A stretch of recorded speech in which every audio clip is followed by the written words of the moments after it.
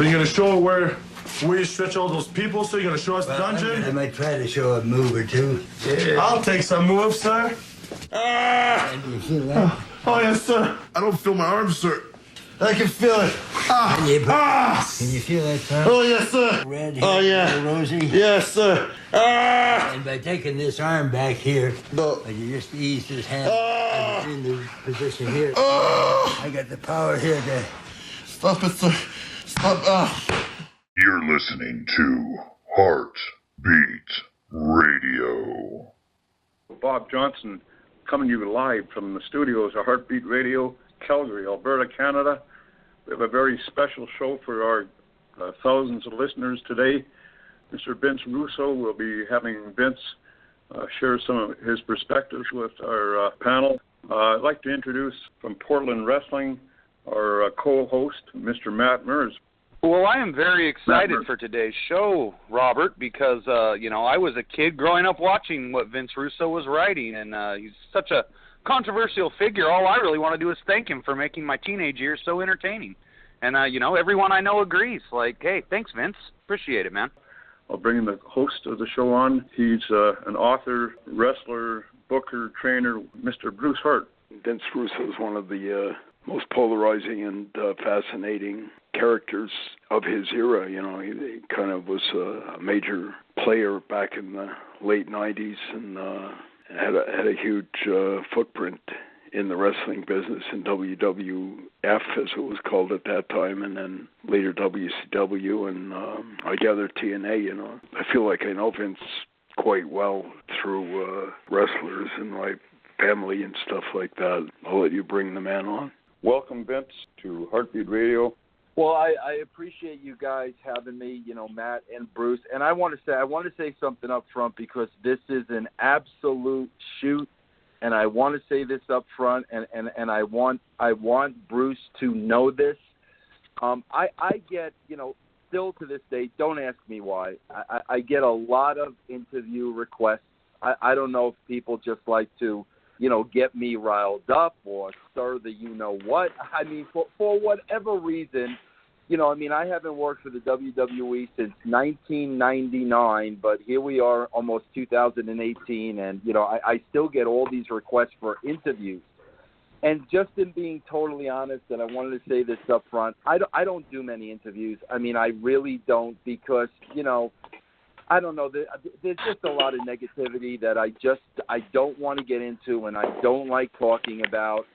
But when somebody reached out to me about Bruce, and I want you to know this, you have no idea the respect I have for you and your entire family. And I talk about this almost to nauseum, the respect I had for Bret and the love I had for Owen. And, I had the opportunity to be around, Stu and your mom and all the brothers. And, like the legacy of the Hart name and the Hart family will never be matched. I mean, never be matched. It will be the most proud, traditional, fought right standing family in the history of professional wrestling long after we're gone. So, as soon as I heard it was you, Bruce, there was not a question in my mind that I wanted to come on the show. I just wanted to tell you how much, as a wrestling fan, what your family did for the business, what your family did for me, getting to work with you and your brothers, and Jim Neidhart and Davey Boy and Diana and the whole crew. I respect your entire family like I've never respected any other family, and that is an absolute shoot. I greatly appreciate that, Vince. I used to hear great things from them back in the day, Owen and Bret and Anvil and Davey Boy and even Pillman. You want to hear something funny? And I'm mentioning this because you bring up Brian Pillman. I'm not the guy. If you come to my house and you come down to my office or whatever, you will never know I worked in the wrestling business. I don't have any wrestling memorabilia, nothing. You would never know. But I got to tell you a little story, and you'll appreciate this. When I was editor of the WWF, like you said, the WWF magazine, when I first started, I used to get whoever was on the cover of the magazine, I used to get the talent to sign the cover for me. And I used to save those covers. And I've told this story a million times, so you're going to know I'm not pulling your leg, but I tell everybody all the time, my single greatest prized possession in my years in the wrestling business was there was a magazine cover. It was the Raw magazine cover. And it was when they were doing the Hart family angle was on fire. At the WWE, it was right before the Attitude Era. And on the cover 96, 97, somewhere in there. Yeah, 96, 97. And on the cover of the magazine, Bret in the wheelchair. We were doing the angle with Bret in the wheelchair. And around Bret is Neidhart, Pillman, Owen, and Davey Boy. And I was lucky enough to get every single one of those guys to sign the magazine. And to this day, honestly, you know, three of them are no longer with us, but to this day, that magazine cover is my most prized possession. And working with all those guys and that angle, people don't understand. Everybody wants to talk about the Attitude Era. I was there before the Attitude Era, and that one angle, you know, with all the members of the Hart family, you know, you can trace history and you can go back to that, and that was really, you know, the start of the Attitude Era.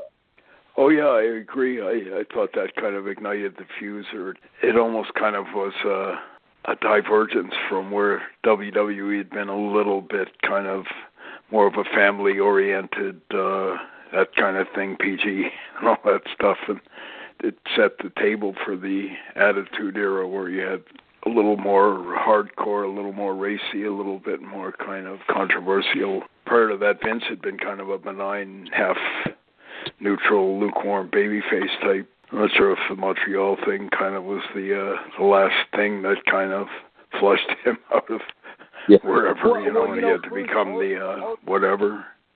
Yeah, also, I don't know if you remember this. I don't even know if Bret would remember this. Like, I'm sure Bret would, but, man, I can remember.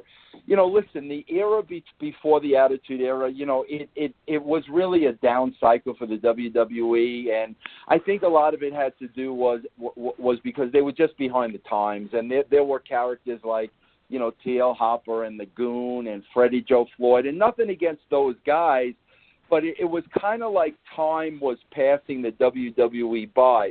And I'll never forget, man, you know, when I was just a writer for the magazine, one of the first thing I saw where I sat back and I said, this is what it needs to be. There was an episode, I believe it was on Monday Night Raw, and there was a steel cage match. And then when the match was over, the crew was breaking down the cage. And Bret came out to the ring while the crew was disassembling the cage, and I think he demanded, you know, that Vince McMahon go out, to the ring. And it was one of the most, you know, compelling promos and so out of whack with what they were doing at the time. And I never forgot the promo because it was like when I saw that, I was like, this is what it needs to be every single week. And, man, I never forgot that Bret promo. It was that good. And, you know, here I am, you know, over, 20 years later, and I could still remember that like it was yesterday. How long did it take you to convince the higher-ups that was the direction to go? What was the path you had to walk to create that Attitude Era, that crash TV, so to speak? Well, it really needed to hit rock bottom, and it wasn't at rock bottom yet. I could tell you guys exactly when rock bottom was because I remember for sure Owen and Bulldog were on the show. And I don't know if you guys remember, but if you go back, there was a show on Monday Night Raw where they were splitting it. They were doing half the show from the United States and the other half of the show was coming from the UK. And I was watching the show. I knew it wasn't a very good show. By very good show, I mean, poorly written, not the talent not performing. I knew it wasn't a very good show.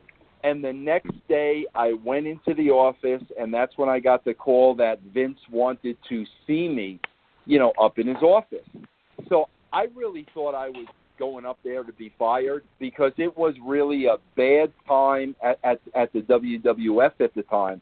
And I remember walking into the office, and all of Vince's guys were in that office. I mean, Shane was there, and Pat Patterson, and JR was there, and Jim Cornette was there, Bruce Pritchard was there, and I honestly felt that he was going to fire me in front of all those people to make an example out of me, because things weren't good at the WWE at that time. And, Vince had the magazine in his hand. He had the Raw magazine in his hand, and he slammed it down on the table, and he said, "This is what our show needs to be."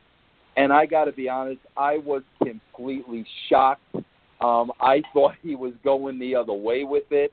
And at that point in time was when I really started working with him on the show. Who are the guys that you figured were your biggest supporters in there around that time, Vince? Or who are the people that seemed to really gravitate toward your ideas? Well, Bruce, man, how political wrestling is. And all of a sudden, this guy, Vince Russo, who didn't put his 20 years in and didn't travel up and down the road. I didn't have any supporters in that room. The only one supporter I had in that room, and I knew it, was Shane McMahon. And I think I had Shane's support because, Shane was younger. He was the youngest guy in the room. And coming from that perspective, I think Shane knew that things needed to change. And outside of Shane and Vince, at that time, listen, I'll be honest with you. Everybody wanted me to fail. Everybody wanted me to fall flat on my face. Because again, it's just a very, very political nature. I suspect, and even to this day, I think he's got a lot more maybe influence than people realize. And he seems like a pretty straight shooter and not too egotistical or not about himself, from what I've seen. So. Yeah, Bruce, you are dead on. And if you know the McMahon family, and I was very close to them at one time, it's funny, man, because you have Vince and Stephanie on one side, and you have Shane and Linda on the other side, and both sides are completely different. And Shane was the guy that he showed up at work every day. He was just one of the workers. He never threw around the McMahon name or had a chip on his shoulder. He had no problem doing grunt work. I mean, he was so much like Linda. I never saw an ego in him. So he's always been a real stand-up guy. In those difficult days after my brother Owen died and all that turmoil that was going on with the lawsuit and all like that, I know my mother and father told me that Linda McMahon couldn't have been nicer, and they felt very uncomfortable that they were even in court, supposedly going to war, because they said they always perceived Linda especially to be kind of an old and dear friend, and they said that was one of the toughest parts of that whole post-mortem after Owen died, and this going to court in Kansas City and all like that. But Linda was in charge of the magazine, so she was the very first person I reported to. Everything you said, I mean, those were my experiences with Linda. Oh, Vince, we were talking a little bit earlier about the origin of the Attitude Era and, Bret with the cage. And one of the memories that's very strong to me in that turn, because I was just a teenager then, was the night that, you were building Owen and Davey to break up the tag team. And they break up in the ring, and all of a sudden Bret comes out and reunites them, and the family is stronger than ever. And that really was the genesis of it all, it seems. And how did you convince these guys who had been so established for so many years to trust you and let you run with the ball as the head writer? Oh my God, that's a great question, and I got to tell you, I remember specifically, and I'm not joking with you. At the very beginning, guys were laughing at me behind my back, and I mean, I can remember Jerry Briscoe and Pat Patterson, who I love dearly, and we became really good friends. But I can remember like them just looking at me and laughing at me because let's face it, these were two legends in the business. They came up through the ranks, and what we were attempting to do was something completely different. But at the end of the day, it was really results. And, I mean, as the numbers started going up and more people were watching the show and the ratings were growing, I mean, we all know it's a business, and that meant the guys were making more money. So at the end of the day, when those results started coming in, and everybody was making more money, and there were more people watching the show, and the houses were bigger, that's when everybody, really got on board, and they knew we were onto something. At the end of the day, with the boys, at least back then anyway, it was all about business. And if they were making more money, they were happy. So, like I said, it took results. I mean, they had to see that it was going to work. I thank Vince for seeing it through. He believed in it. He never wanted to change course. He stayed the course, and it was just results, and then everybody was on board. Was Vince initially receptive? I think it's kind of what I said earlier. They had hit rock bottom, and I know at the time the WWF were in financial problems. And, I mean, honestly, I don't think he had anything to lose. I think he was at a point where he knew the old guard wasn't working anymore. I think at that point, like Bruce Pritchard and Jim Cornette, they were writing the show. I think he knew that the old guard wasn't working anymore, and I honestly felt like he had nothing to lose. I mean, the ratings were miserable. They were getting their ass kicked, I gather, at that time with WCW, absolutely. and Ted Turner was starting to. Oh yeah, dominating them. I mean, it wasn't even a fight at that time. So like I said, I think he really had nothing to lose. And like I said, I am very grateful that he stuck with it and he saw it through and he believed in it. Because if he would have pulled the plug on it, we would have never saw that time. Today, I think they're up and down, but do you ever get any overtures from them, or what's your relationship with them? No, Bruce, yeah, they bury me every chance they get. They try to erase me from history. They try to tell the story that, the Attitude Era was all Vince and, all the talent at the time. Every time they can take shots at me on the network, they take shots at me. And I got to be honest with you, to me that's very, very, very unfortunate because I'm a big proponent of, listen, man, you got to give credit where credit is due. And when people are working their butts off for you and they're literally giving you their life, and then, all of a sudden there's results, I believe big time in acknowledging people and putting people over. And, I mean, I've said it a million times. So many people like to, the dirt sheet writers, they love to say, oh, Vince Russo likes to take credit for the Attitude Era. I have never once in my life ever taken credit for that era. I was working with great talent in front of the camera, behind the camera. Everybody played such a huge, huge part of it, and I don't hesitate to put anybody over. So I just think it's real unfortunate that they choose to try to erase me from history, rather than just saying, you know what, the guy was a big part of it, as was everybody else, but they don't ever do that. Who are they? It's like I would surmise that Vince must still be a fan of yours, or I've never heard anything to the contrary. Bruce, that's a good question because I'll be honest with you. I called Vince on it. I wrote Vince an email, And I was like, Vince, I don't understand why you would do this. I mean, I'm over here. I'm minding my own business. I haven't worked for your company since 1999. I don't get it. Like, I don't understand it. And Vince did write me back, and I mean, you know, he said to me he had no idea it was going on. And I don't know, man. I don't know whether I believe that or not. I know Vince isn't looking at all of his shows, but I also know it's Vince's company. So, you know, when he said that to me, I mean, I kind of took it like a grain of salt. I will tell you this. I almost went back in 2002, and, you know, Shane McMahon was really trying desperately to get me back. I had met with Vince McMahon. Everything was cool with us. We buried the WCW stuff. Vince had already hired me. Vince had already, you know, set you know, what my pay was going to be. And at the end of the day, I could tell you this right now: Stephanie and Triple H did not want me there, and they made it clear they did not want me there. And at the end of the day, that was a big reason why I never went back.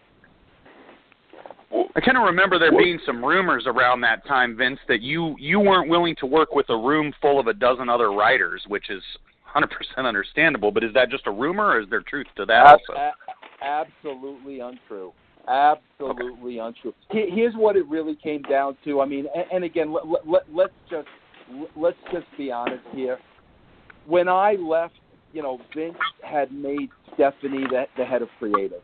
And with all due respect, man, listen, we all have strengths and weaknesses. We all have things we can do good, and we all have things we don't do very good. I had worked with Stephanie, and in my opinion, Stephanie was not a creative person. I never saw that side of her. But when I left, Vince put Stephanie, you know, in charge of creative. So if he would have hired me back in 2002, I would have more or less been working under Stephanie. And when it came to writing a show and storylines and characters and all that stuff, I mean, with all due respect, that's what I did. And I was much, much better than Stephanie at it. And that's where the problem lies. Vince was not going to demote Stephanie or, you know, put Vince Russo back in charge. He wasn't going to leave egg on his daughter's face, and I totally understood that. But if I had to report to Stephanie, and from a creative standpoint, I just knew a lot more about writing a show than she did, it just was not going to work. But absolutely not. I never said anything about the people in the room, or I wasn't going to work with all those writers. That never even got brought up in conversation. Now, I know that you trained a little bit with Johnny Rods, and I'm kind of curious to hear more about what you went to Johnny Rods to learn. The business. I never wanted to be a wrestler. I never wanted to be a manager or anything like that. I just wanted to know every single aspect of the wrestling business. So I went to Johnny Rods, and I kind of put myself through the school. You know, I worked an independent show, you know, under Johnny. I just wanted to learn the business. I wanted to learn that side of it. If I was going to get into wrestling, I wanted to be educated, and I really wanted to know everything I could possibly learn. That was the reason why I went to the school. And you obviously got to WWE and found that wrestlers don't quite have the same amount of respect for anyone who's not a wrestler. That's one thing I've learned in my 13 years is it doesn't matter how much you can help them. Wrestlers want the credit, and you're just a writer, Vince. Absolutely. Well, let me take it one step further. This is my pet peeve, and this is what insults me more than anything, okay? When I was writing for any company I ever worked with, okay, I never crossed the line. In other words, I never got involved in the match. I never told the guys how to work a match. I never told the guys what to do between the ropes because I respected their craft. And I knew it took a special animal to be a professional wrestler, and I was not one of them. I knew my place. But yet, on the other side of the coin, every wrestler thinks they can write a show. Every wrestler thinks they can, write a television show that millions of people are going to watch and, the ratings are going to be high. Every wrestler thinks they're a booker. And I have to be honest, I've worked with a lot of bookers in my career, and I never worked with one wrestler who I thought could write a good television show. They could book matches, but there's more to writing a television show than booking matches. Let's talk about that real quick, Vince. What is the difference between writing a 2-hour television show and booking a wrestling show? That is a great question, and it's really simple. Okay, before myself and Ed Ferrara came along, and we were writers, okay, wrestlers used to be the bookers. Dusty and Bill Watts and, the wrestlers used to be the bookers, Vern Gagne. So what they would do, because they were coming from a wrestling background, and this all makes sense, and there's nothing wrong with it, but what they would do is they would book the match first. So in other words, they would look at their roster, and they would say, okay, what two guys would match up to give us the best match? So they started with the best match, and then they tried to make sense out of that match through coming up with some kind of storyline. Writers do it the complete opposite way. We look at our cast of characters. We look at what characters would play best off of each other, what characters could we give the best story to. Then we would develop that story between the characters, and that would create the match. That's the major difference. Old wrestlers, bookers, it's match first. Writers, it's storylines and characters first. Do you believe there's a gap there? That's my perception, is there's a gap between the writers and the wrestlers, or there's something that kind of needs to be improved or enhanced, because it seems to me there's a disconnect. I've been on both sides of it. I've been a so-called writer, booker, or whatever for a long time, and also wrestled, but the odd time I've been down in WWE, that's one of my perceptions, is there's some kind of a communication gap between the wrestlers and the writers, and I think beyond that, maybe too many cooks in the kitchen down there. Yeah. Well, Bruce, when you look at it, guys, everything makes sense. I mean, and everything is so logical why things are the way they are. Part of the reason, Bruce, you're absolutely correct, and here's a big part of why that's the way it is. Wrestling has always been and will always be based on independent contractors. So basically the business was set up by guys who are competing with each other. There's no family, there's no team, they're all competing with each other for the spot. There's a lot of backstabbing that goes on. There's a lot of burying. They're all competing with each other. Well, with that comes paranoia. With that, you always have to have eyes in the back of your head, because you don't know who's your friend and who's not, and who's working you and who's not. So 99.9% of the wrestlers I ever work with, they're all paranoid, because that's the way the business was set up. Well, unfortunately, that paranoia then seeps itself into the writers. And what they don't understand is my job as a writer was to get everybody over. The more people that were over, the more money the company was going to make. So when I was writing the television show, I was trying to write the show in everybody's best interest. The last thing I would want to do is bury a talent, because then that talent wouldn't have been profitable to us. But they really, their mind is so poisoned with the paranoia of the business that it really gets to the point that they don't trust anybody. And I think that's a lot of it. Oh, yeah, I would say, too, that at some point it got to where the tail was wagging the dog. I think it's all well and good for the so-called superstars or the talent to have input, etc. But egos being what they are and all like that, a lot of them don't like to do jobs, and ultimately, for business sake, you need to have a guy do a job in the middle once in a while. You can't have a swerve finish every damn night and all that other type of thing. And I think that's one of the problems right now, is there's too much compromising. Sometimes it serves a good purpose to have a guy beaten right in the middle, and in fact that should be the case more often than not, so when you do have a swerve, it means something, but right. It seems like it's kind of been perverted significantly because of guys maybe having more input than they should be allowed to. My dad told me 100 years ago there was disinclination to do a job and egos and stuff like that, but my dad always used to refer to it as nursing the skunk out of the parlor without its brain, that type of thing.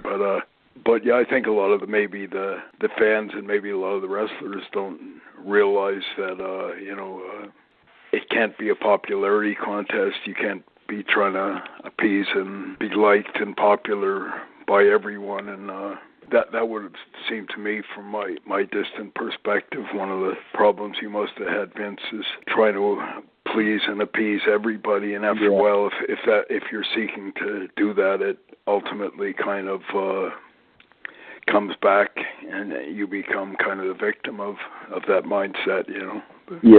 Well, Bruce, let's face it. Come on, if somebody didn't want to do a job for Stu, all Stu had to do was say, "Hey, listen, I want to talk to you out back for a second." Stretch the guy out, and the guy would do the job. I didn't have that, Bruce. I couldn't stretch out wrestlers if they wouldn't do a job. So it's funny that you say, your father passed that wisdom on to you. Because, my God, that just tells me how long it's been going on, and it's never changed. It's the mentality of a wrestler, and no matter what, that just never changes. I was going to ask you, too, Vince, you were like one of the main guys involved in the development of some of the iconic characters of that era, like Steve Austin. I remember I crossed paths with Steve Austin back in his WCW days when he was with Bischoff and all like that, but that was like one of the major turning points I saw in the whole development of the business in the late '90s, when you kind of took guys like him and maybe Dwayne Johnson. And what was your inspiration, or what did you see in those guys that maybe others hadn't? Yeah, you know what it is, Bruce? It's a two-way street, and both sides need to be working. And that's the problem with the WWE right now. One side clearly is not working. When you talk about guys like, Austin and Taker and Shawn Michaels and Bret and The Rock, Mick Foley, when you talk about these guys were great talents. They were unique. There couldn't have been another Stone Cold Steve Austin. There couldn't have been another Bret. There couldn't have been another Shawn. These guys were bona fide stars. Bona fide stars. The way they looked, the way they carried themselves, their demeanor, the way they spoke. These guys were television stars. But even with the best actors, De Niro, Pacino, Hoffman, it doesn't matter. Even with the best actors in the world, you have to give them good material. So here you had all these great stars, but you had to give them good material. That's why I use this as an analogy all the time. Robert De Niro was in some of the greatest movies of all time. The Godfather 2, Raging Bull, Goodfellas, Casino. The list goes on and on and on. Well, Robert De Niro was also in Rocky and Bullwinkle. So what's the difference between a Rocky and Bullwinkle and Goodfellas? The difference is the writing. That's the difference. So that was always my challenge. I had to write up to the level of these guys. And these guys were so freaking great that, I had to write great content. I mean, I wasn't going to go into Monday Night Raw and, hand Steve Austin what he was doing for the night and let it be absolute crap. Steve wasn't going to stand for that, and my job was to keep elevating him week after week after week, not bring him down. We got to keep going to new levels. So that's the problem. You need writing that matches your talent. A perfect example in the WWE today is Bray Wyatt. The guy is brilliant. The guy is a one-of-a-kind. But every week he shows up, and they have no material for him. They have no storyline for him. So all the guy can do is go out and cut a great promo because that's what he does, but it never goes anywhere. And that's the problem, because you got a great talent, but they can't write up to his talent, so they bring him down in the process. That's the problem. What's the logic? To me, as a writer, there's no logic at all to that. So why are they doing it? Because they just don't have the talent? In the kitchen. To be blatantly honest with you, they're not good enough. They're not good. If you can't do – I've said this all the time. I worked with Taker, and I pretty much worked with Taker in his prime. I say this all the time. There is no reason in the world why Bray Wyatt right now should not be at Undertaker status.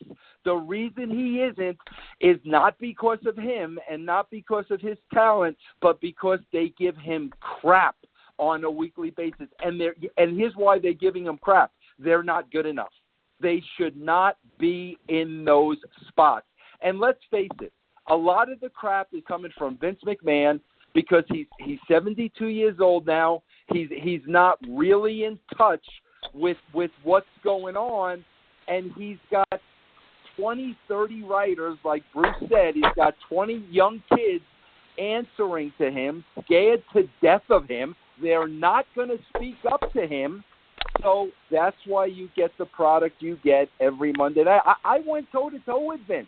Vince and I had arguments. I was never afraid of getting fired because I knew Vince was smart enough to realize, this idiot from New York is arguing with me because he wants the show to be the best it could be. Vince knew that. So that's why I wasn't afraid of getting fired. I was doing it because I wanted the show to be the best that it could. You don't have that today. Vince puts the fear of God into people, and his writers are writing stuff to please Vince. Unfortunately, their audience are not 72-year-old men. Where do you see it going, Vince? Do you see it hitting the brick wall and then they kind of get back on track, or they keep going in that direction and just... Bruce, it's already there. It's already there. I'll never forget Kevin Dunn. You guys know Kevin Dunn, the executive producer of Monday Night Raw, and, Vince's guy. Kevin Dunn is brilliant. And I'll never forget, I was standing there one night, and I was talking to Vince, and Kevin Dunn came up to me and Vince, and it was when the Monday Night Wars were going on. And Kevin Dunn said to us, he goes, I never in my wildest dreams thought that wrestling would draw 10 million television viewers. Okay? Well, that 10 million television viewers is down to 2.5 million viewers. They've lost 75% of their audience. And you know what? They can sit there all they want and talk about social media, and there's other means to watching the show. Yeah. Meanwhile, when Game of Thrones is on HBO, and you have the same social media and you have the same DVR, 16 million people show up to watch the first airing of the Game of Thrones because it can't miss TV. So at the end of the day, they can make all the excuses they want, social media, this, that, and the other thing. Here's what they've done, and here's where the business is, and here's where it's going to stay. They took a product. You can go all the way back to WrestleMania 1. I'll never forget the tagline. WrestleMania 1, what the world is watching. They took a product that the world was watching. 10 million people on Monday nights were watching wrestling, and they've turned it into a niche product. Unless you are a fan of the actual wrestling these days, what goes on between the ropes, and it's not even wrestling anymore, it's Circus Soleil. Unless you are a fan of that, you're not going to watch the show. So they've turned it into a niche market.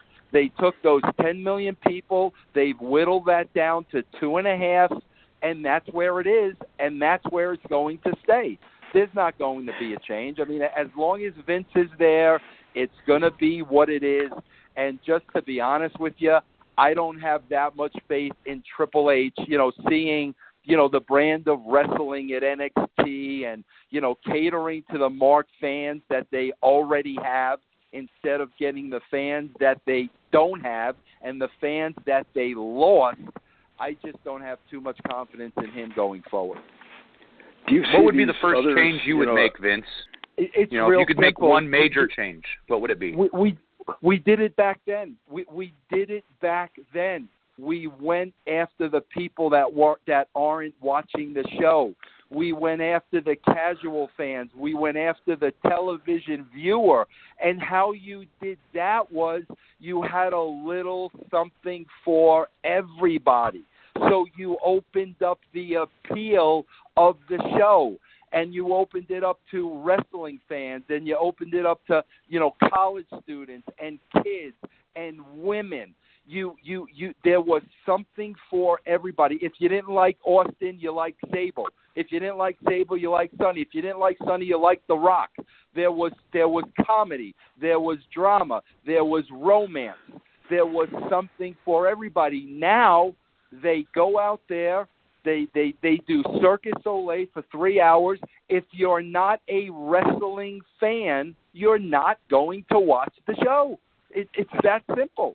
I'm wondering, having said all that, how come TNA or before that WCW, or how come none of them seem to be able to capitalize on all the obvious mistakes or flaws that WWE, you figure that they would stand back and recognize what Vince McMahon and them are doing wrong and go in another direction that might enable them to benefit, but they seem to be stuck in neutral. Or what's your perspective on them, and why do you think they haven't succeeded when they could have?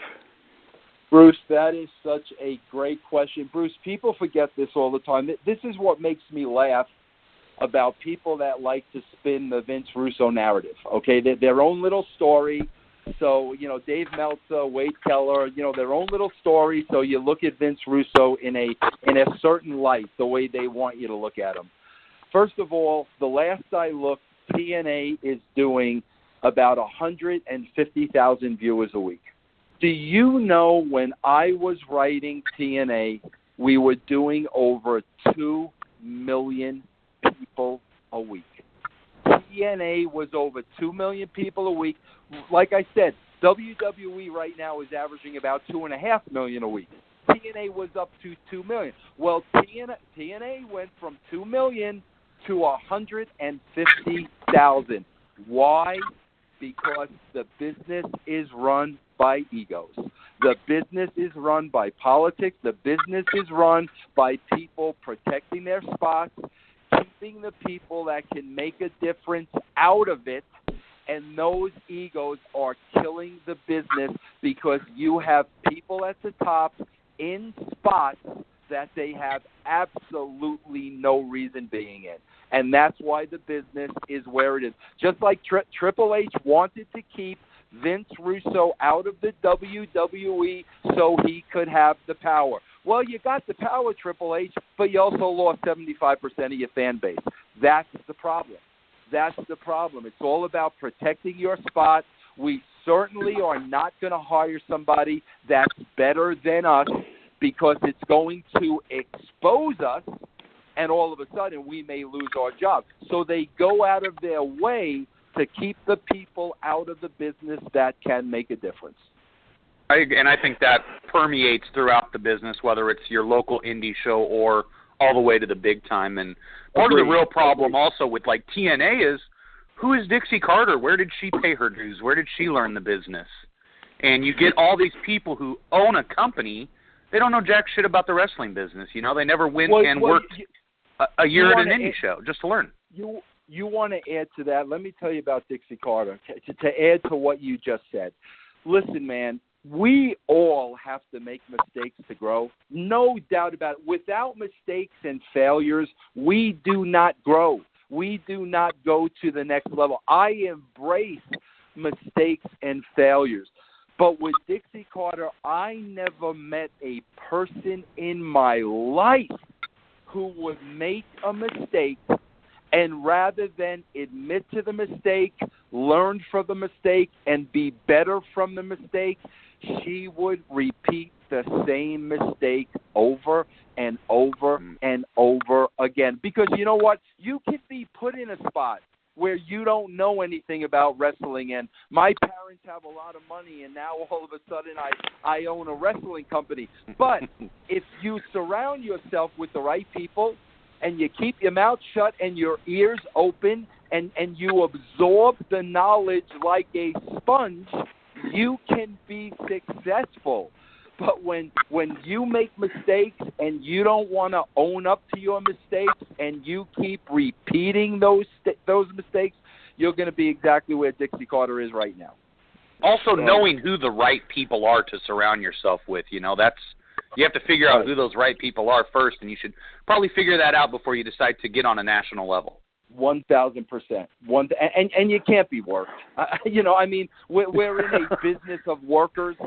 And I can't tell you how many times Dixie Carter was worked to give people hundreds of thousands of dollars that did not benefit the company at all, and all it did was benefit the individuals. And that's what I mean. Work me once, shame on me. Okay, you worked me. But I'll tell you what, I'm not going to get worked again. But when you get worked over and over and over again, like I said, you're going to wind up exactly where she is. I haven't been following it that much, but I hear TNA is now being run out of Toronto or Ontario or something like that with Scott D'Amore and Don Callis and some guys like that. What's your perception of all of that, or is there any possibility whatsoever of that succeeding or getting off the ground or anything like that? Oh man, I don't think so, and I'll tell you why. Like I was in a position at WCW. I'll tell you right now. When I went to WCW, their rating was down to a 2.5. So in the first 3 months, Ed Ferraro and myself, we knew we had to break down the house and start rebuilding the foundation. And we spent like the first 3 months at WCW doing that. When our first 3 months were up, we went from a 2.5 to a 3.5. Okay? Well, politics reared its ugly head, and next thing I know, even though the ratings went up a whole point, Vince Russo is now sitting at home. And I knew damn well those that politic behind my back, guess what, guys? Now you're going to have to deliver. Now you're going to have to put your money where your mouth is, and I knew they couldn't do that. Because the reason they politic is because they can't match your talent. So the only way they could pull you down is to stab you behind the back and politic, and that's what they do. But then all of a sudden they find themselves in the spot. And I knew as soon as they were in the spot, they weren't going to be able to deliver. In 3 months, the rating went from the 3.5 right back to the 2.5, and all these numbers are documented. They're there for anybody to see. They called me back at that point, and when I went back, I knew we lost them. We had them. We had them. We increased it a rating point. We were building. We were getting the building blocks in place. In the last 3 months, they completely flattened the house. We lost them. They're not coming back. It's the same way with TNA. You had 2 million viewers. Somehow, some way, you were able to shrink that to 150,000 people. You ain't getting those people back. Yeah, that's the truth. Well, let me ask you a couple of questions here real quick, Vince. I would love to ask, because you left there, in 1999, and a guy named Chris Kreski took over as the head writer in WWF. And nobody talks about Chris Kreski, and he really did, carry that baton that you left him for a great, year and a half or so, and really came up with some remarkable things to continue to entertain people. When you look back on it, one, I'd like to know, where the hell did Chris Kreski come from? I know he, started as a writer at MTV, but who was he in WWE while you were there, Vince? And then secondly, when you looked at the product, once you were in WCW and you looked back at WWF's product that Chris was writing, what did you think of it? It's funny because my last conversation I had with Vince, and I caught him by surprise. He didn't know I was going to leave, but he should have known I was going to leave. When your boss tells you you should hire a nanny to watch your kids because I'm paying you enough money, when a boss tells you that, he should be intelligent enough to know maybe I shouldn't have said that. Because when Vince McMahon made it clear to me he didn't give a shit about me, pardon my language, he didn't give a crap about my family, when he made that clear to me right there on the spot, I knew I could not work another day for him. So my last conversation with him, when he started getting ugly with things, and I said to him, Vince, I'm not going to let it end this way. I'm doing what I thought is best for me and my family. And I'm not going to argue with you. But the last thing I said to him was, you have 1 year. You can ride this wave for the next year. I said, everything is in place. Everything is set up. You can ride this wave for the next year. And I believe that's exactly what happened. I believe for the next year, they went on cruise control. They maintained the numbers. But once that year was up and they went back to wrestling instead of television, people don't understand this. Do you know that the ratings for WWE Raw have declined every single year from 2000 to 2017? No. Every year the number has gone down. That's because the second Ed Ferrara and myself, the television writers, left, and it no longer became a television show. It became a primetime wrestling show. But that Chris guy you're talking about, to be honest with you, yeah. I don't even know the name. He wasn't working there when I was there. I've never met the guy. I would love to ask 3 questions from that WCW era. None of them are really controversial, but I kind of like you entertained me with some things back then, Vince, and I'm wondering if they should be credited to you or if it was other people during that madness you were having to suffer through there, I'm sure. My first one is Screamin' Norman Smiley. Was that your idea to get that guy over finally after years? Yes, it was. And where did it come from? It came from he was the nicest guy in the world. He was an English gentleman. He was the nicest guy in the world. I fell in love with him. I wanted to give him everything I possibly could from a creative standpoint to help him get over. And, I mean, listen, people can say whatever they want. To this day, I think that was very entertaining. It was very entertaining. And what about bringing the Misfits in? Was that during your time, Vince? Yes, that was during my time, but that wasn't really my idea. That was kind of organic because Vampiro was very, very good friends with those guys. And I got to tell you something, man. The one guy, the lead guy, Jerry Only, the nicest guy on the planet to work with, very respectable. But that was really Vampiro because he hung out with those guys. My last question regarding WCW would be about Buff Bagwell. When you were writing WWF, did you look at Buff and say, God, this is a guy that should be in the Attitude Era, much like Scott Steiner? And then when you got there, what was the reality? Well, the reality was his personal demons. Okay. You don't see that on TV. You see the potential. And I love Buff. I mean, I still consider him a friend. And he would say the same thing I'm saying. But the personal demons, man, that you don't see that on TV. And when I got there, and I saw the issues he had and the issues he was dealing with, it made it very, very, very difficult to book him. Can I change gears for a second, because this is important to me when it comes to Bruce. There are a lot of things like, and I don't know if Bruce knows, or I don't know if Bruce ever heard of these things, but there are just certain things, I want to say, and Bruce, I hope you're opening to just hearing me out for a second. Yeah. Okay. When I left WWE and I went to WCW, you have to understand, Bret had already gone to WCW. I was in the WWE when Owen passed away. So when I went to WCW, the one thing that was on my mind more than anything was I had to sit down with Bret.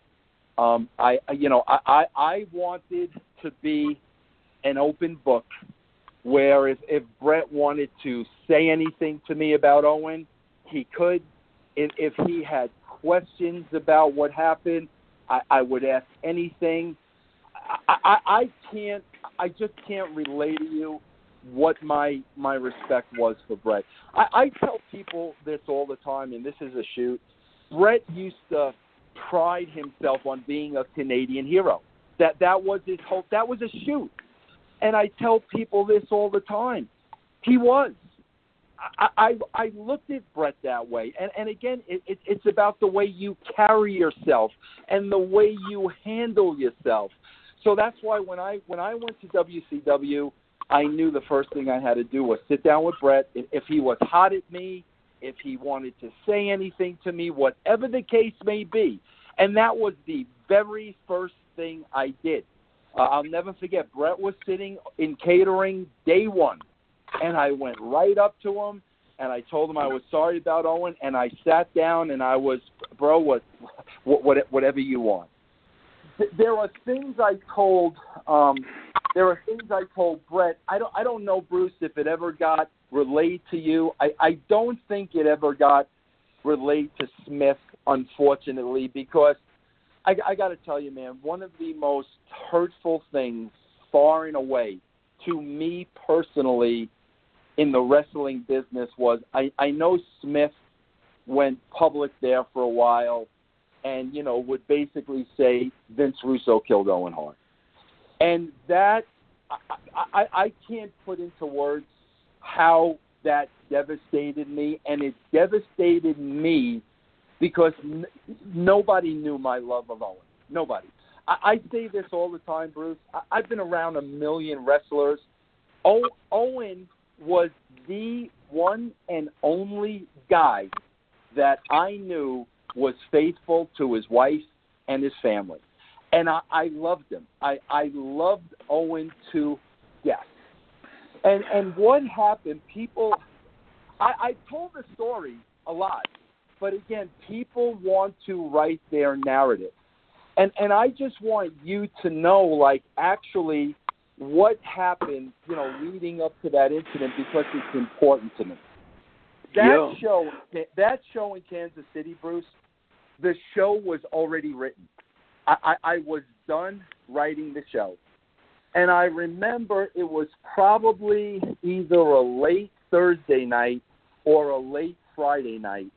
I was in the office. It was after 5 o'clock. We were getting ready to go to the pay-per-view, and I was dotting the I's and crossing the T's. The show was written. All of a sudden, I'm sitting there, and I get a call from Steve Taylor.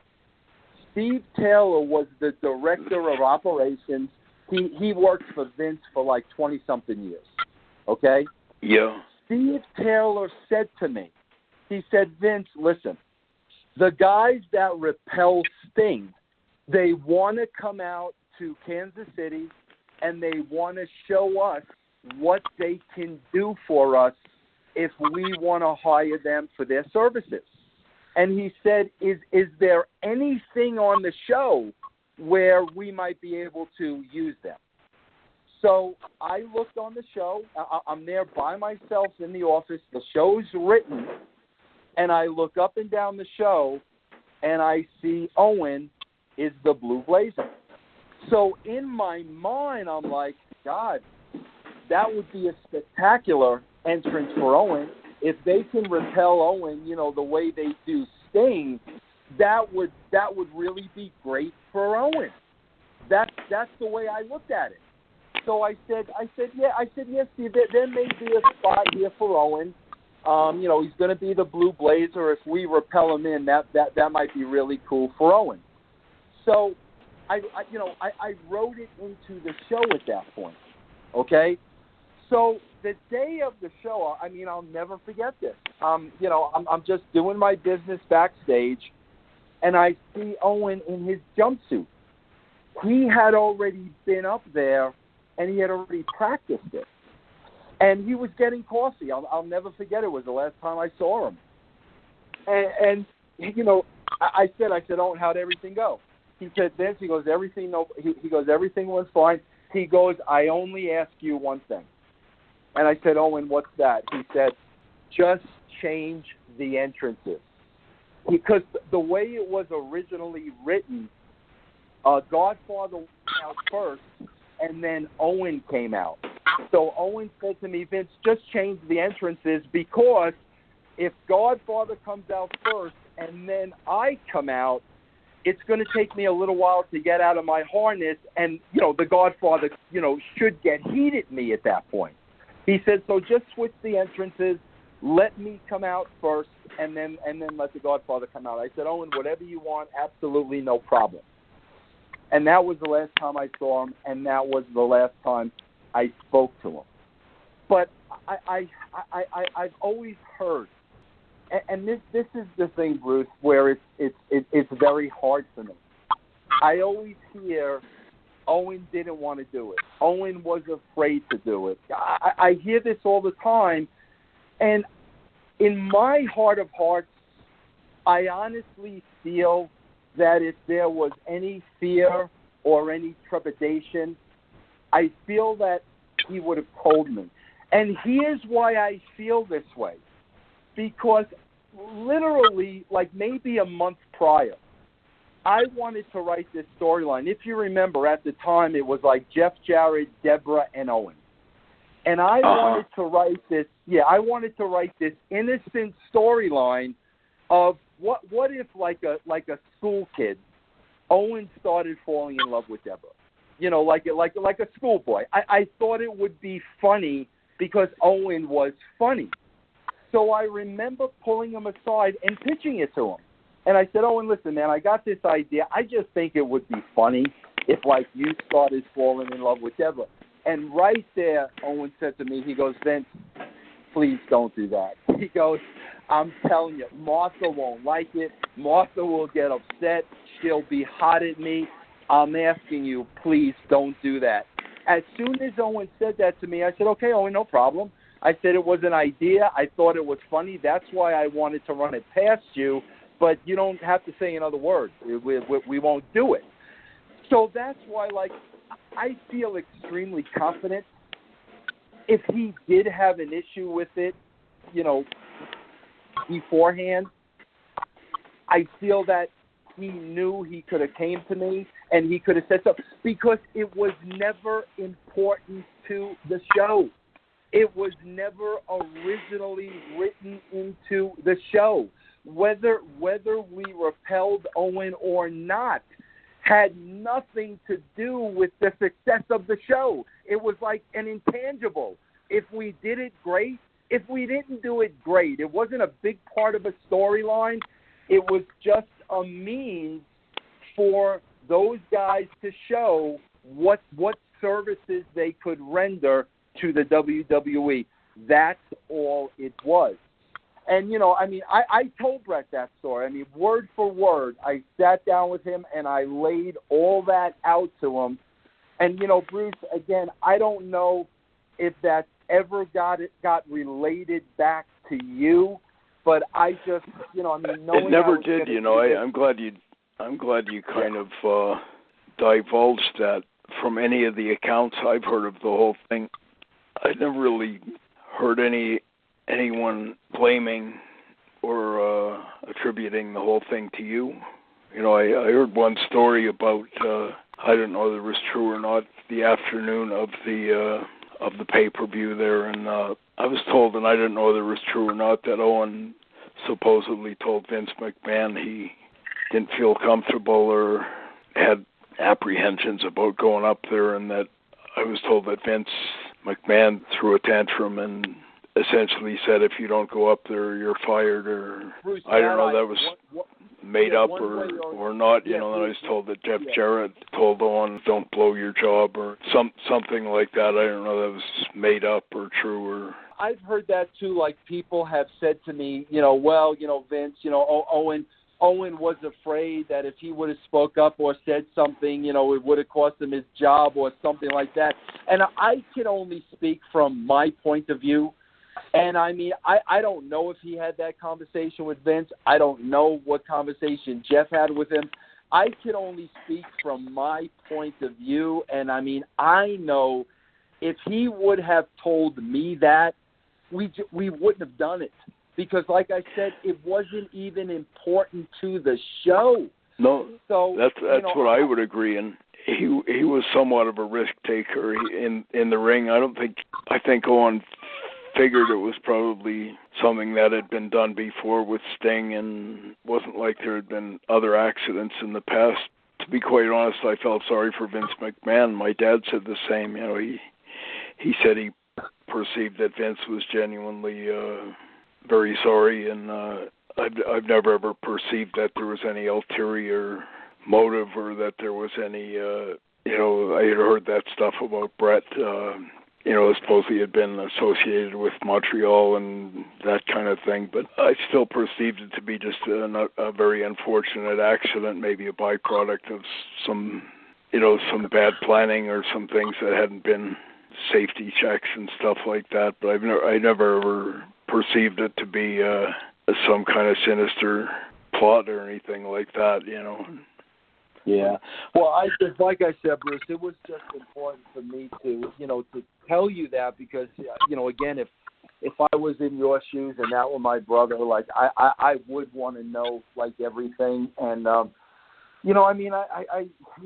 again, I can, that is so hard for me to talk about and so hard for me to discuss because of my love for Owen. I certainly appreciate your even talking about it.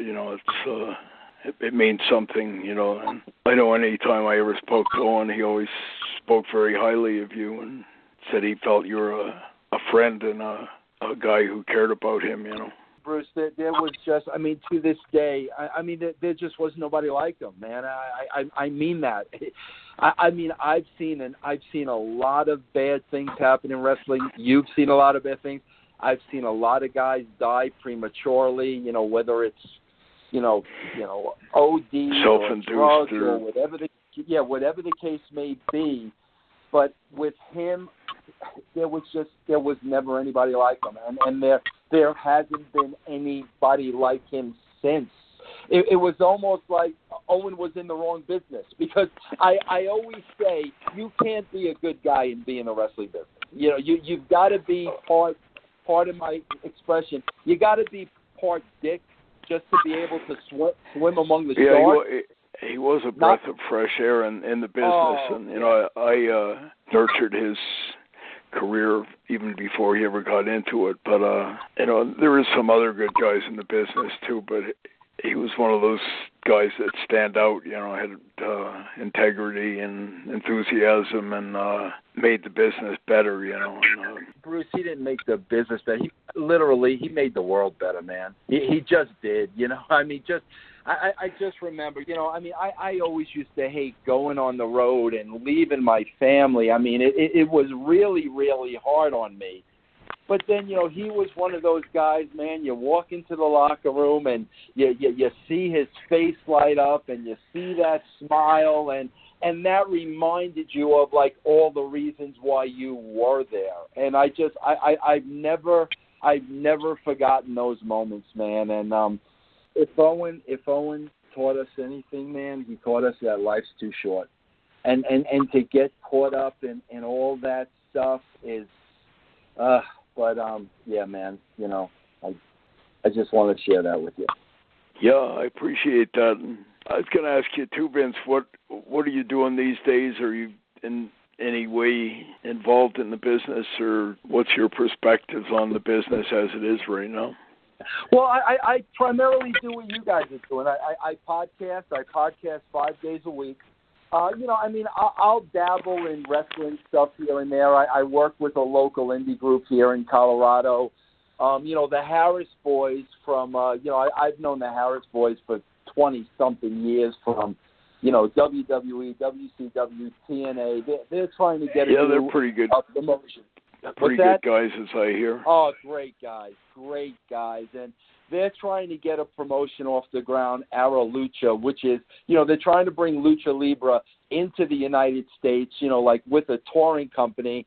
I worked my first show with them about a week ago, and I had an unbelievable experience, and I'm really hoping that takes off for them. But I just kind of, I podcast. I still cover wrestling, but I like to be more entertaining, and I just keep to myself these days. And as far as wrestling goes, there are so many times, Bruce, I've extended the olive branch, and I've said I want to help.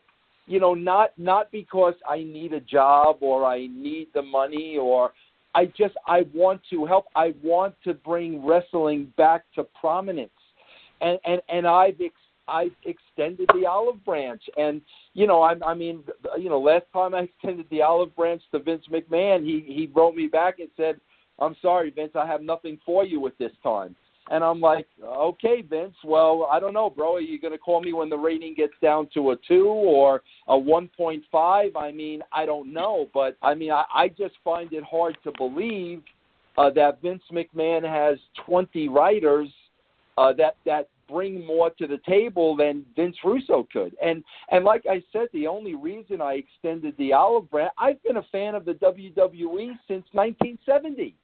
And to see it go in this direction and to see it lose its fan base, it breaks my heart. And that's why, I was like, listen, man, I think I can help you if you want my help, whether it's a consultant, whatever it is. But, it was thanks, no thanks. So, at that point, there's nothing I could do to help them. These other guys, have they made any overtures to you, TNA or whatever it is? Or I was going to ask you, too, about if you had any perspectives whatsoever about this Smashing Pumpkins guy. I've been hearing different things, but I don't know what to make of any of it, but Billy Corgan or whatever. Yeah, I know Billy, and I'm pretty friendly with Billy, and I'm a good guy. But here's the problem, Bruce, and you know this as well as I do. Whether it's TNA or whether it's Billy Corgan or whether it's Arrow Lucha, their success is going to depend on the success of the WWE. WWE, is the show, and everything feeds off of the WWE. So, unfortunately for people trying to start, new promotions or, whatever they're trying to do in the wrestling business, a lot of their success is going to depend on how the WWE is doing. And, again, with all due respect, I do not think they have the people in the right places to bring that product back to the world. If you were giving him advice, what would you tell him, like, say, a Corgan or maybe these guys that are doing the remnants of TNA that would give them a better opportunity or chance of success? Bruce, I'll be totally honest with you. I look at the WWE now, and I look at these guys that are trying to break into business. Now, Ara Lucha is a little different because it's Lucha Libre. It's not American wrestling. It's a whole different animal. But kind of apples and oranges, yeah. Exactly. But people wanting to start promotions here in the States, I look at the state of professional wrestling and I look at where it was, 20 years ago and where it is now. And I would tell Billy Corgan, and like I said, he's a friend of mine. I would tell him he's nuts. I would tell him he's crazy. Look at your numbers. Look at the history. It's a dying breed. And to invest, finances into something like that at this point, when you're going to have to depend on the success of the WWE, whether you like it or not, I just think it's a mistake. That's just my opinion. I'm not sure what motivates any of these people anymore, but, Hunter always uses that term, what's best for business. But I think that's one of the other things that might be best for business is resowing the seeds at the grassroots. And I almost think that professional wrestling, to people like Billy Corgan and a lot of other promoters and a lot of the boys who get into the business nowadays, I think wrestling is a lot like Charles Foster Kane's sled in Citizen Kane. It's Rosebud. It's this memory from your childhood of, this purity, this innocence, and can I get back to that? And you know what it is? It's exactly what you just said. No disrespect. Okay, they're marks. I'm a mark. You're a mark. We love the business. We're marks. But when you're talking about dollars and cents, here is what some guys forget. Because they are marks and they love the business so much. Here's what they forget. It's a business. Amen. And at the end of the day, if you don't make money, no matter how much you love the business, no matter how much you want to do it, if you're not making the money, you're going to be out of business. And I think that's the problem. I think they're all looking at, they're marks, they love wrestling, we're going to do it different, this, that, and the other thing. Well, first of all, like I said, whatever you're going to do different, the lead horse is the WWE. And that's going to have a bearing on your business, whether you want it to or not. But at the end of the day, you have to be in it to make money. Because when the well dries, you're done. That's it. And I think a key part of that, and I know you're familiar with this, both of you gentlemen, from booking, Bruce booked Stampede for so long, and you obviously in WWF, you have to roll with the punches. If something isn't working, don't keep trying to force it, change it. Find out what are the fans reacting to and roll with it. And I think 90% of the promotions in America don't do that, if not 98%, including WWE. They don't listen to the fans and react. You are dead on, because let me tell you another key reason why the Attitude Era was successful. It's real simple.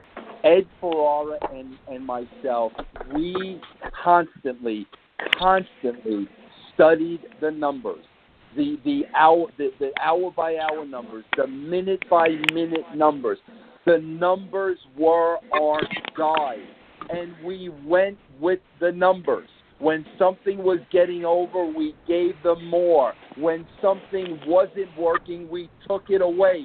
We let the numbers dictate the show, because the numbers are telling you what the people want. You just hit the nail on the head. With these promoters, it's what they want. It's what they like. It's their taste. I never booked that way. That's why, so many people accuse me of, angles and ideas and this and that. It was never about what Vince Russo liked. It was what the numbers were telling us and what the people were watching.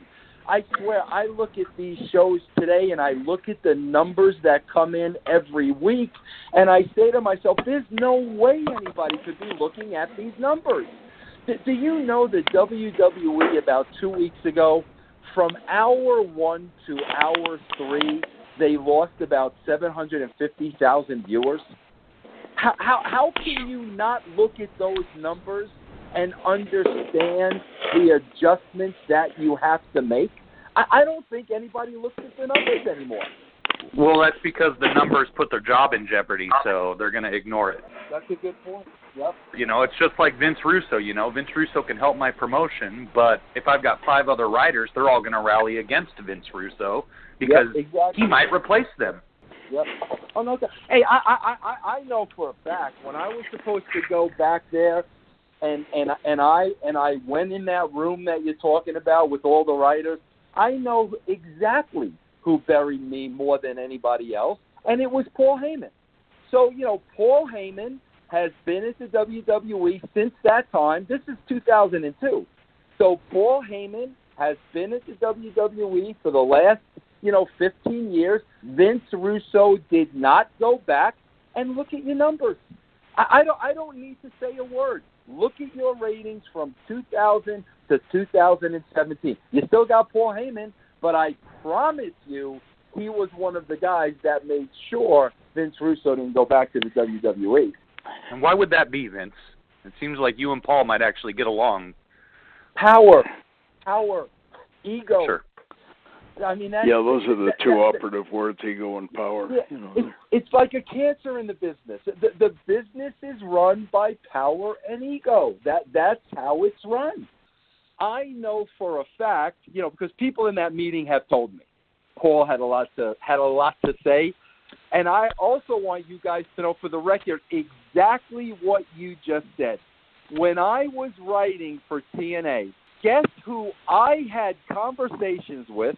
Guess who I went to Dixie Carter with and said, you should hire this person, and I actually set up a meeting between Dixie Carter and this person because I said to Dixie, this guy could help our product. Guess who it was? Paul Heyman. Because I wasn't insecure. I was very secure in my position and my ability, and I knew Paul Heyman could help the product. Bring in Paul. I had numerous conversations with him back then. And then I hooked him up with Dixie. He went into Nashville. He met with Dixie the whole 9 yards. But that's the difference. I was always looking at how do we make this better. There's a lot of people, the majority of the people go the other way. I've got to protect my spot. It's not about making the business better. So we need to keep those at arm's length that are a threat to me. That's how the business works. Yeah, I totally on all levels, agree. From, the local promotion running once a month to, the big guys running around the world every day of the week. That is it. Absolutely, 100%. If you could trade it all back in, Vince, and just go back to the video store on Long Island, would you? Without a doubt. Without a doubt. I swear to God, I still have conversations with my wife about opening up a video store because I tell her the way albums have come back. I'm trying to tell her video stores are going to come back. I want to open up a video store, and then she takes out the pot and beats me over the head with it. But I would do that in a second. In a second, I would. Switch your direction. Make it a video museum. There you go. Video museum. I like that. And, good idea. I would like to ask you if you could tell us a little bit about your book, Forgiven, One Man's Journey from Self-Glorification to Sanctification. Yeah, I have two books. I have Forgiven, and then I wrote a second book, which was about WCW, and it's called How WCW Killed Vince Russo. But Forgiven was an interesting book, and I'll tell you why. Because I wrote it at a time when I was very angry and very bitter, and I dropped the dime on everybody, and I held nothing back. But during the process of writing that book, I became a Christian. And I took a long look at myself, and I took a long look at the things I wrote in the book, and I decided that I was going to keep portions of the original content in the book, but then I was also, as a Christian, I was going to look back on, where I was now and, reflect on how I felt back then. So, it's a real interesting book because, like I said, right smack in the middle of the book, I turned my life over to God and I started looking at everything differently, and that had an impact on how I wrote the book. And it's funny because Bruce Pritchard, who likes to bury me because unfortunately he was the person I replaced as a writer at the WWE. He does a podcast too, and he decided to do a podcast reviewing my book Forgiven, and he cited all the parts in the book that I left in that I wrote before I got saved, and failed to mention that I went back and apologized for saying all those things. But that's a perfect example of the wrestling business. Bruce wants to paint Vince Russo in a certain light, Russo, you know, he used my book. He used the part before I became a Christian and never once said the story that I just told you. And that's how the wrestling business works. That book was my proudest accomplishment in the business because, you know, I mean, I went to school for journalism. I wanted to be a writer. And, I mean, I always wanted to buy a book. I mean, to write a book, my hopes and dreams weren't to write, you know, wrestling. I kind of fell into that. But my dream was to always write a book. So, like, that first book, Forgiven, is by far my proudest achievement. Are they available online, or where can one get them? They're available at Amazon, or I mean, you could also if I have an email address at officialvincerusso@gmail.com, and I send books out sometimes to people who want them. I'll give you 10 names if you can say in a word or two. First thing that comes to mind: Hulk Hogan. Money. Okay. Steve Austin. Real deal. Brother Love. Brother Love was a great character, great heel. Eric Bischoff. Arrogant. Dixie Carter. Clueless. Vince McMahon. Revolutionary. No, take that back. He's more of, I'd say he was more of a visionary. His father was probably more of a revolutionary. He's more of a visionary, I'd say. Jeff Jarrett. Fake. And Hunter. Ego. Ric Flair. Legend. Tell us a little bit more about what's going on every day of the week at russosbrand.com. I've never seen a man so busy. Yeah, no, hey, listen, man, you guys know there's nothing like working for yourself, bro. That's why I love it. I thrive on it. There's no BS. Nobody's going to keep their thumb on me. If I fail, it's going to be because of me. If I succeed, it's going to be because of me. There's no outside interference. There's no run-ins. I have russosbrand.com, and like I said, I have a show on Podcast One every single day of the week. I have the show on video on the Realm Network, RELMnetwork.com, where you could see all our Podcast One shows on video. There's a lot of podcasts out there, and people are very, very careful about what they say about the WWE because, I mean, Bruce will tell you, everybody's got that last one run left in them, so they're not going to burn any bridges. And, my show is 100% truth. If something's good, I'll say it's good. If something stinks, I'll say it stinks. There's no ulterior motive. It's, they are my opinions. And I think that's the difference with my shows on Podcast One. I'd just like to say thanks, Vince. I was 15, 16, 17 years old when you were doing your thing there in WWF, and it was entertaining each and every week, and all my friends and all my family would thank you too. So I know they give you a lot of shit out there in the world, but you're all right for most of us, brother. Hey, man, I appreciate that. And listen, this is I say this all the time, and I'm sure you guys, you guys say the same exact thing. People can love me, hate me, love my shows, hate my shows, whatever the case may be. I appreciate, you guys got them and got entertained. But at the end of the day, and you guys know this as well, the older and older and older and wiser we get, all that matters to me is every single day on my job, it didn't matter who I was working for, I went out there and I did the very best possible job I was capable of doing. And whether you liked it or didn't like it is all a matter of opinion. But, I mean, I can pridefully hold my head up high and know I was in it for all the right reasons. I wanted to write and produce the very best show that I thought I was capable of. It wasn't about power and money and ego. It was about being a wrestling fan. And I wanted millions and millions of people to enjoy wrestling the same way I did. That was my motive. So I really appreciate you saying that. And, and again, to Bruce and his family, and like I said, having the opportunity to work with all of them. I even had Diana on my show a couple of times. I know Harry. What a legendary royal family.